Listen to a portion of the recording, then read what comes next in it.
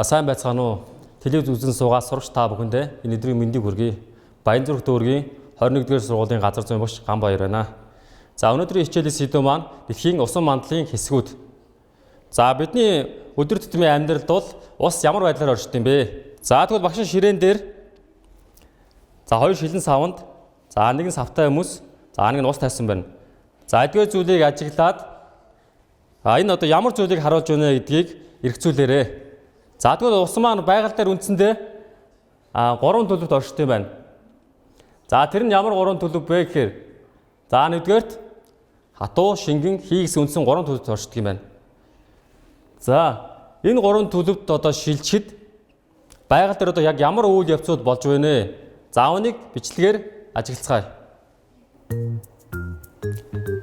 Ус гадаргуу дээр нарны эрчим хүчний улмаас ууршил үүсэж байна.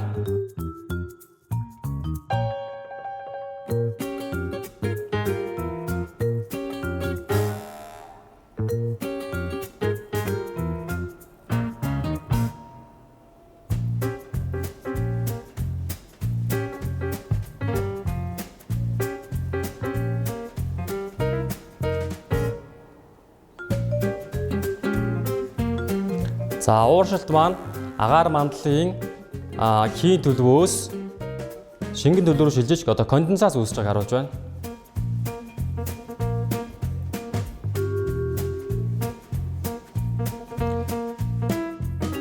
Үүлэн дэх усан туслын хэмжээ маань хоорондоо нэгдсэн томорсоор жингээд авахгүй улмаас хунц болон газрын гадар дээр бууж байна.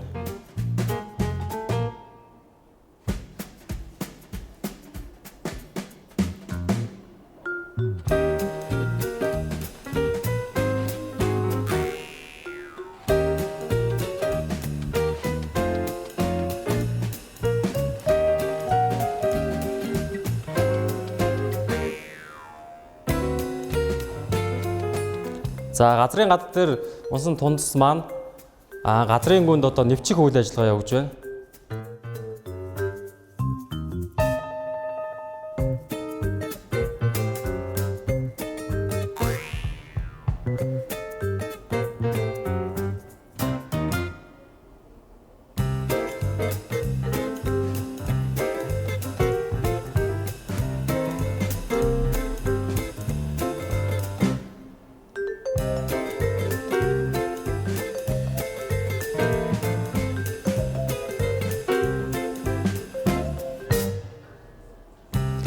За ус маань байнгын тасралтгүй эргэлзэлтэнд оршиж байдаг гэсэн үг.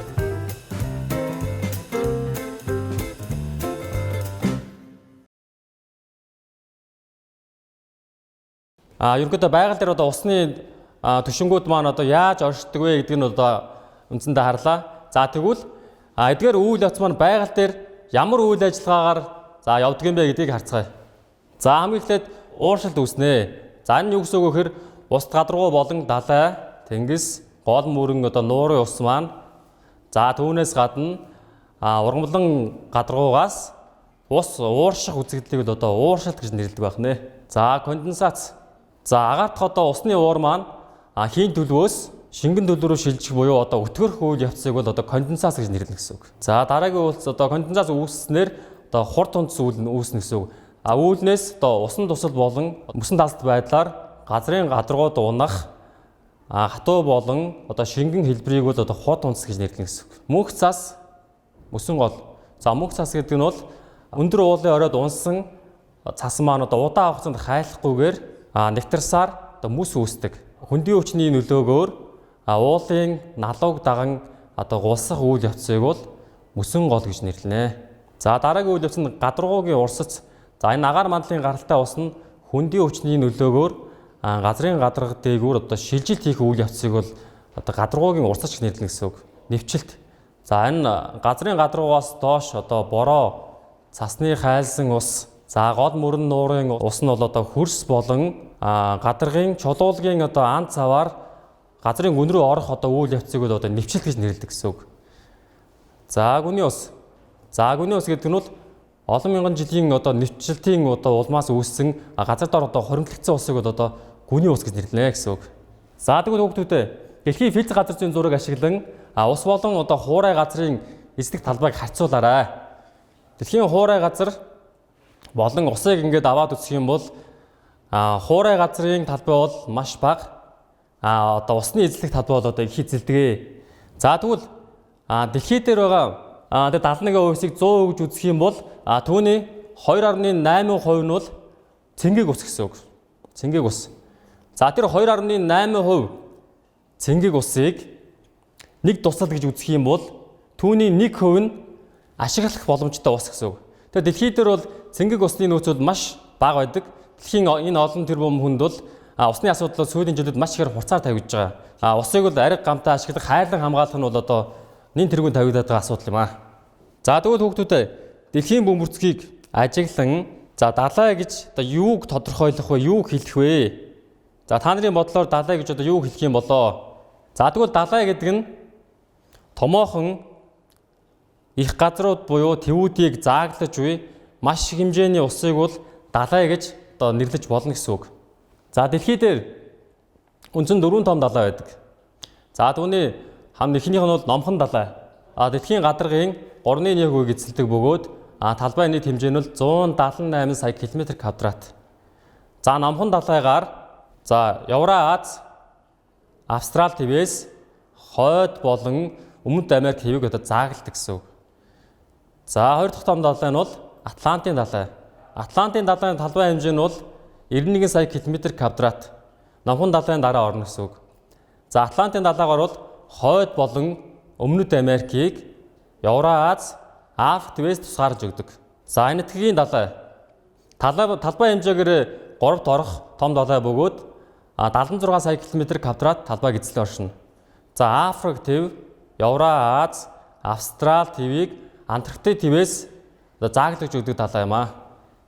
За хойд мөсөн далай. За хойд мөсөн далай нь бол талбай хэмжээгээр хамгийн бага бөгөөд 14 сая км квадрат нутгийг эзлэн оршино. За 10 сараас 6 дугаар сар хүртэл мөсрөх бөгөөд үүнээс үүдэн мөсөн далай гэж нэрлсэн байна. За тэгвэл бүгдээрээ далай ёроолыг усгүйгээр төсөөлье. Ямар байх болоо? За далай ёроолд уул нуруу, галт уул, тал газар, гүн хонгор гэсэн хүчин зүйлүүд байна. За юу газрын гадаргатай яг ижил гэсэн үг.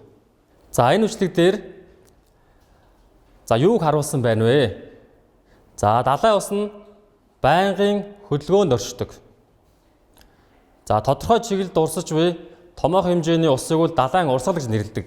За тэгвэл энэ зурагт далайн урсгалыг харуулсан байна. За тэгвэл яагаад далайн урсгалыг улаан болон цэнхэр өнгөөр тэмдэглэсэн юм болоо? За үүний учир бол улаан сумаар далайн дулаан урсгалыг тэмдэглэдэг. За дулаан урсгал гэдэг нь тухайн орчны далайн уснаас температур нь их байх юм бол түүнийг далайн дулаан урсгал гэж нэрлэж байгаа. За хүйтэн урсгал. За хүйтэн урсгал гэдэг нь бол тухайн орчны далайн уснаас температур нь ялимгүй бага байх юм бол түүнийг далайн хүйтэн урсгал гэж байгаа. За тэгвэл хүүхдүүдээ өмнөх хичээл дээр экватор гэсэн одоо сэдвийг үзсэн байгаа. За экватор гэдэг бол дэлхийн төв хэсгээр явах энэ тэг градусын шугамыг хэлнэ. Тэгвэл дэлхийн хойд болон өмнөд хагасад далайн усны чиглэл хэрхэн явагдаж байна вэ? Үүнийг ажиглаарай. За экватороос хойш орших хэсгийг дэлхийн хойд хагас гэх бөгөөд тэр хэсэгт бол далайн усны чиглэл цагийн зүүнний дагуу буюу нар зов чиглэлтэй эргэлтэнд оршдог. За тэгвэл дэлхийн бөмбөрцгийн өмнөд хагаст цагийн зүүнний эсрэг буюу нар буруу чиглэлтэй эргэлтэнд оршдог гэсэн үг. За далайн урсгал маань дулааны солилцоо хийх чухал үүрэг гүйцэтгэдэг. За тэгвэл бичлэгийг ажиглан далайн ус маань дулааны горимоо яаж солилж байна вэ? Тэрийг ажиглаарай. За экватор буюу халуун бүсээсээ далайн дулаан урсгалаа туйл буюу хүйтэн бүс рүүгээ шилжүүлж байна. За тэгвэл туйлын хүйтэн бүсээсээ экватор руугаа хүйтэн урсгалаа шилжүүлдэг гэсэн үг. За ийм дулааны солилцоо явуулдаг юм байна. За тэгвэл дэлхийн далайн хэсгүүд дотор тэнгис, булан, хоолой гэсэн энэ үндсэн 3 зүйл багтдаг. Зурагт тоогоор тэмдэглэсэн газруудыг харгалзуулаарай. За хоол. За нэгэн тоогоор хоолыг тэмдэглэсэн байна. За энэ одоо хоёр их газрыг тусгаарлаж буй нарийн одоо усан хэсгийг бол хоолой гэж нэрлэнэ. За хоолойг бол хвчлэн одоо далайн тээвэрт маш ихээр өргөн ашигладаг. За хоёрын тоогоор буланг тэмдэглэсэн байна. Их газар руу төрж орсон далайн хэсгийг булан гэж нэрлэдэг. За гурван тоогоор тэнгисийг тэмдэглэсэн байна. За тэнгис гэдэг маань физик газрын нөхцлөөрөө болон усныхаа шин чанараараа ялгарах далайн нэг хэсгийг бол тэнгис гэж нэрлэж байгаа. За нэгэн тоогоор Юкатаны хоолыг тэмдэглэсэн байна. Хоёрын тоогоор Москитосын буланг тэмдэглэсэн байна. За тэгвэл гурван тоогоор энэ тэмдэглэсэн тэнгис бол дэлхийд маш алдартай. Энэ тэнгисийн нэрийг дэлхийн ихэнх хүмүүс мэддэг. Яагаад вэ? За үүний учир нь Карибын тэнгисийн дээрэмчин энэ бол дэлхийн маш алдартай бүтээл. За энийг хүүхд болгон хүмүүс ихэнх нь үзсэн. Тийм учраас энэ тэнгисийн нэрийг бол дэлхийд даяар алдарших болсон шалтгаан болж байна. За гэрийн даалгаварт дэлхий дээр өнгөөр нэрлэгдсэн тэнгис маш олон байдаг. Өнгөөр нэрлэгдсэн тэнгисүүдийг физик газар зүйн зургаас хайж гэр бүлийнхэн болон найз нөхдөдөө зааж өгөөрэй. Өнөөдрийн хичээд идэвхтэй оролцсон та бүхэндээ баярлалаа.